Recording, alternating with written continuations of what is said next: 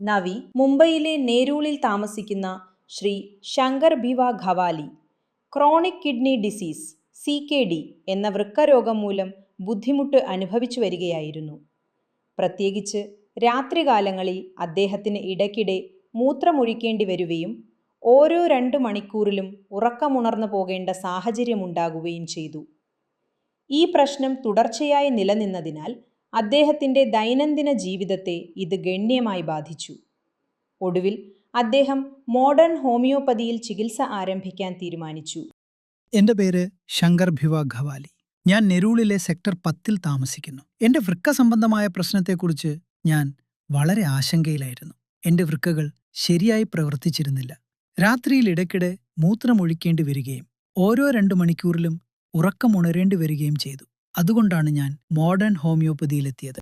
2024 November 25-ലെ അദ്ദേഹത്തിൻ്റെ റിപ്പോർട്ടുകൾ പ്രകാരം അദ്ദേഹത്തിൻ്റെ ബ്ലഡ് യൂരിയ നൈട്രോജൻ BUN 18.2 ആയിരുന്നു. ബ്ലഡ് യൂരിയ 39 ആയിരുന്നു. സീറം ക്രിയാറ്റിനിൻ 1.4 ആയിരുന്നു. കൂടാതെ സീറം യൂറിക് ആസിഡ് 5.2 ആയിരുന്നു.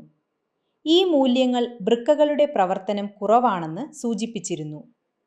മോഡേൺ ഹോമിയോപ്പതിയിൽ ചികിത്സ ആരംഭിച്ചതിന് ശേഷം അദ്ദേഹത്തിൻ്റെ ആരോഗ്യനില ക്രമേണ മെച്ചപ്പെടാൻ തുടങ്ങി. ഇന്ന് അദ്ദേഹത്തിൻ്റെ ആരോഗ്യം മുമ്പത്തേക്കാൾ കൂടുതൽ സ്ഥിരതയുള്ളതാണ്. 2025 ജൂലൈ 19-ലെ അദ്ദേഹത്തിൻ്റെ റിപ്പോർട്ടുകൾ പ്രകാരം അദ്ദേഹത്തിൻ്റെ ബ്ലഡ് യൂരിയ നൈട്രോജൻ BUN 17.7 ആയിരുന്നു. ബ്ലഡ് യൂരിയ 38 ആയിരുന്നു. കൂടാതെ സീറം ക്രിയാറ്റിനിൻ 1.3 ആയിരുന്നു. ഈ ഫലങ്ങൾ അദ്ദേഹത്തിൻ്റെ റിപ്പോർട്ടുകളിൽ ക്രമേണ പുരോഗതി കാണിക്കുന്നതായി സൂചിപ്പിച്ചു. തുടർന്ന് 2025 സെപ്റ്റംബർ 19-ലെ അദ്ദേഹത്തിൻ്റെ റിപ്പോർട്ടുകൾ പ്രകാരം അദ്ദേഹത്തിൻ്റെ ബ്ലഡ് യൂരിയ 30 ആയിരുന്നു. കൂടാതെ സീറം ക്രിയാറ്റിനിൻ 0.9 ആയിരുന്നു.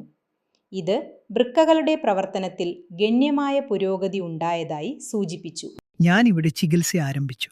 ഇപ്പോൾ എനിക്ക് വളരെ നല്ല പുരോഗതി അനുഭവപ്പെടുന്നു. ആരോഗ്യനിലയും മെച്ചപ്പെട്ടിട്ടുണ്ട്. നിങ്ങൾക്കും എന്തെങ്കിലും ആരോഗ്യ പ്രശ്നമുണ്ടെങ്കിൽ മോഡേൺ ഹോമിയോപ്പതിയിലേക്ക് വന്ന് ഇവിടെ ചികിത്സ നേടാം.